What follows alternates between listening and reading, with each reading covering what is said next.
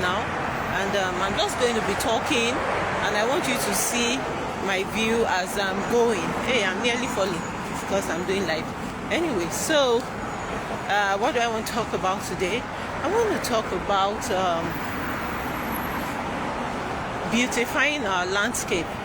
I think that's what I want to talk about, and that's both literally and even non-literally, if there's any word like that. So it's great to have beautiful buildings, as you can see.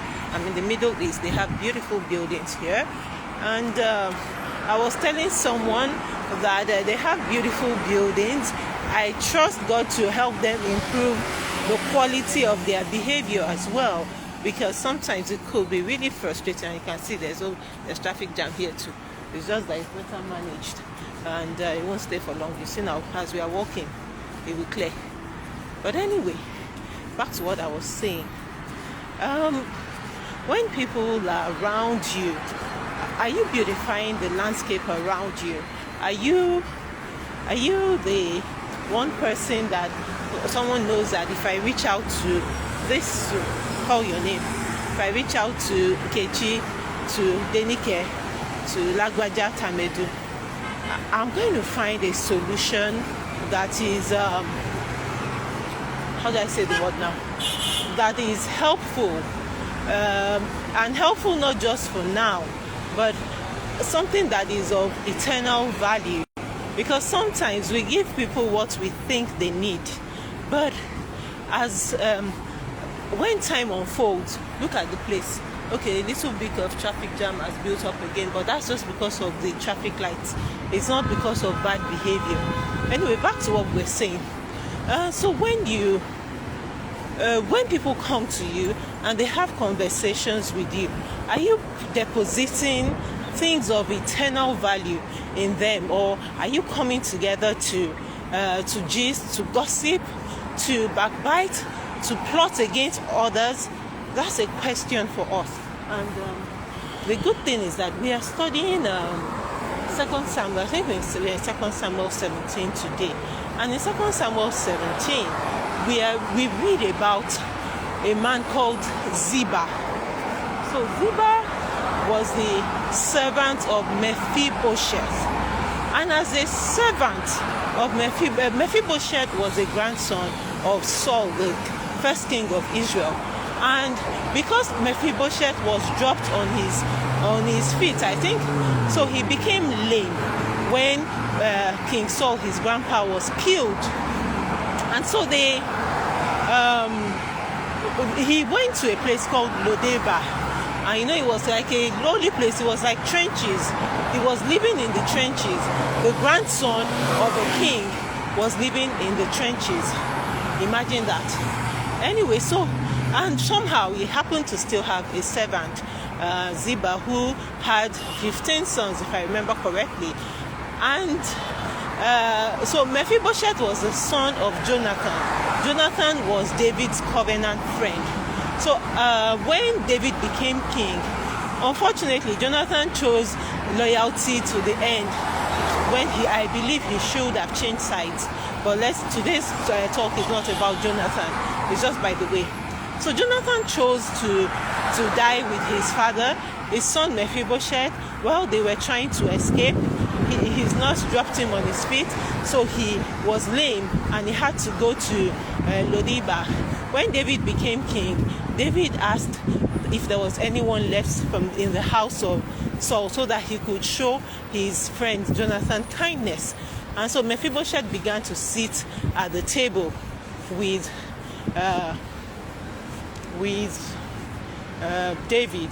And by the way, David detested lame people, but because of his love for Jonathan, he overlooked that for Mephiboseth, and he was sitting at his table.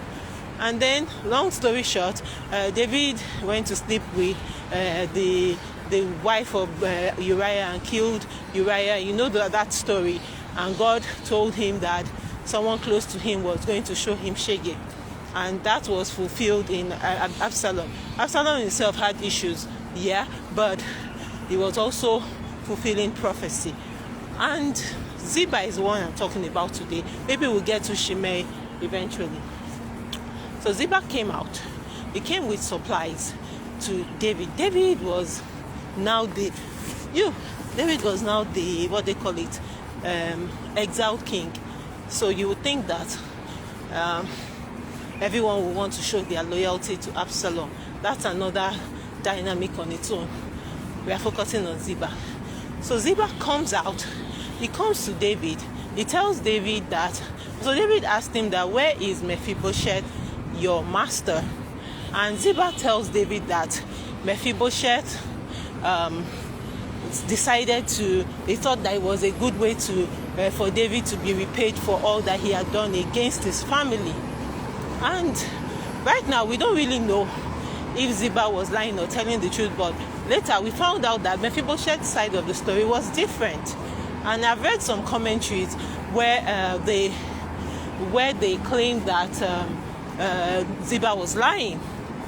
I also think he was lying, but we don't know for sure. We don't know if Mephibosheth changed his mouth eventually. We don't know.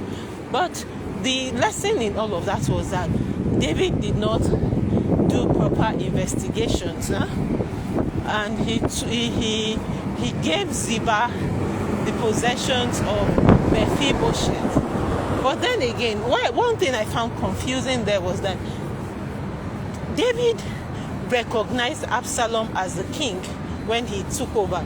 I mean, David did not contest that his decision to become king.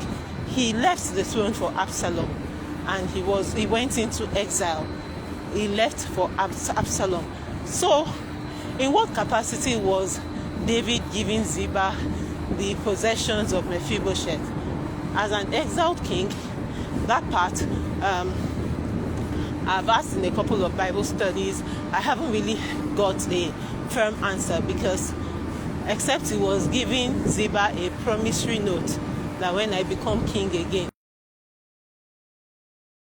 Ziba possessed that. He did not have the capacity to do it because he was not king. And it brings me to something about Ziba, in my opinion, got things by deception. And one thing I found out is that anything you get by deception does not last.